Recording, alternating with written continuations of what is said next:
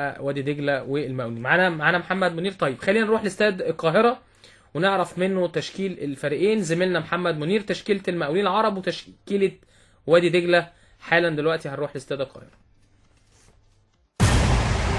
تشكيل الفريقين. استاد كورة اف ام. شجع كورة مع دوري عبور لاند.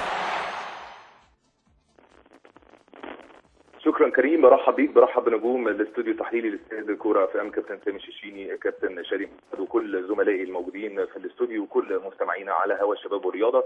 سريعا اقول لكم تشكيل الفريقين ختام مباريات الجوله. لقاء وادي دجله والمقاولون العرب هينطلق باذن الله في اقل من 10 دقائق من دلوقتي. نبدا بتشكيل صاحب لقاء اليوم وادي دجله، والتشكيل وادي دجله بيشهد عوده عصام الحضري كحارس مرمى لفريق وادي دجله في لقاء اليوم. عصام الحضري رقم 1 خط ظهر يمين، محمد انور 23، احمد العش رقم 6، محمود علاء رقم 4، وابراهيم نضاي رقم 90. في نص الملعب محمود مرعي رقم 32، مصطفى طلعت كابتن الفريق رقم 7، ابو بكر دياره 29، حسام عرفات 19، وقدامهم عرفة السيد 9، ومحمد هلال 14. احتياطي وادي دجله في لقاء اليوم احمد بدوي حارس مرمى احتياطي رقم 52، رجب نبيل رقم 5، كريم ممدوح رقم 8، ابراهيم عبد الخالق 22، ايمن عادل 24، عمر مرموش 23، وصامول افوم رقم 27. ده تشكيل فريق وادي دجله للقاء اليوم. اما تشكيل فريق المقاولون العرب، احمد عربي كحارس مرمى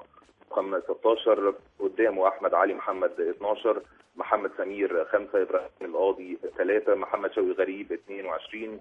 في نص الملعب احمد الشيني 20، ابراهيم الشيب 21، قدامهم اسلام فؤاد رقم 9، احمد علي كامل 23، عمر 11، ومحمد فضل سترايكر وحيد رقم 7. احتياطي فريق المقاولين العرب للقاء اليوم خالد عبد الرازق رقم 6، كريم مصطفى رقم 10، فتحي مبروك 13، محمد 15، حسن شاهين حارس مرمى احتياطي 16، عبد الرحمن خالد 19، ومحمد عادل رقم 24. هيدير لقاء اليوم تحكيميا كابتن نادر امر الدوله كحكم ساحه، كابتن وائل مصطفى حكم اول، كابتن احمد شاهين حكم ثاني، وكابتن بدوي ابراهيم حكم رابع. ده كان تشكيل الفريقين لقاء وادي دجله والمقاولون العرب. نعود سريعا بالميكروفون لاستوديو استاد كوره اف ام. هذه المباراة برعاية عبور لاند.